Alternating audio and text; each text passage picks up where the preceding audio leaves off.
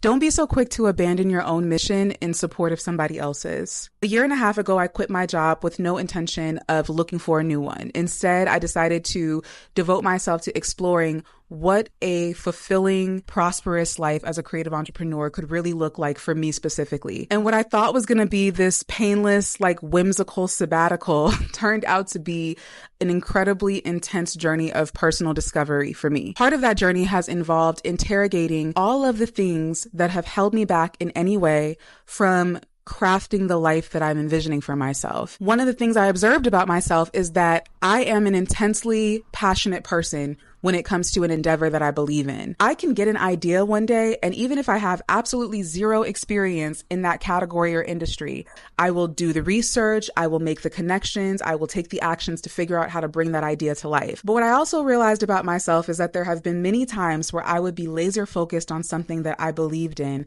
and have a full-fledged plan, strategy, and vision for. But if something else came along that also sounded like a good idea, I was too willing to abandon ship on the thing that I had already embarked on to pivot to this next focus, to be in service to somebody else.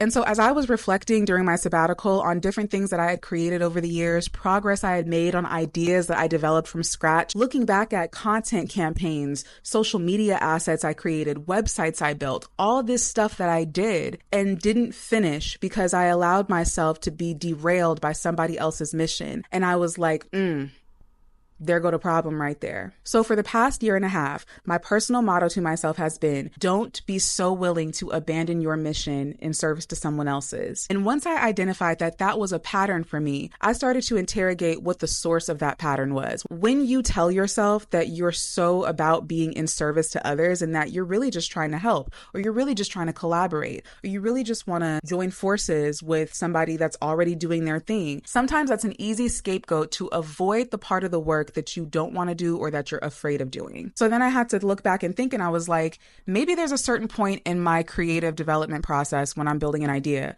where I get stuck or I get scared or I get intimidated by the next steps.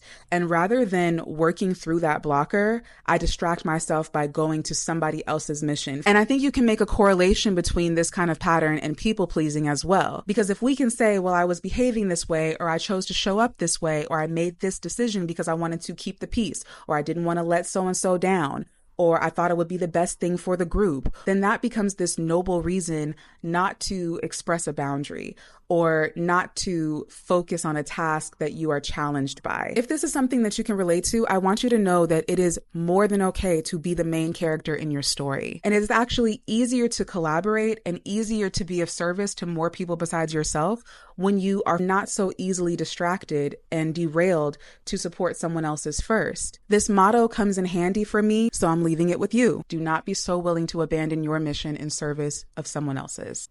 Mwah.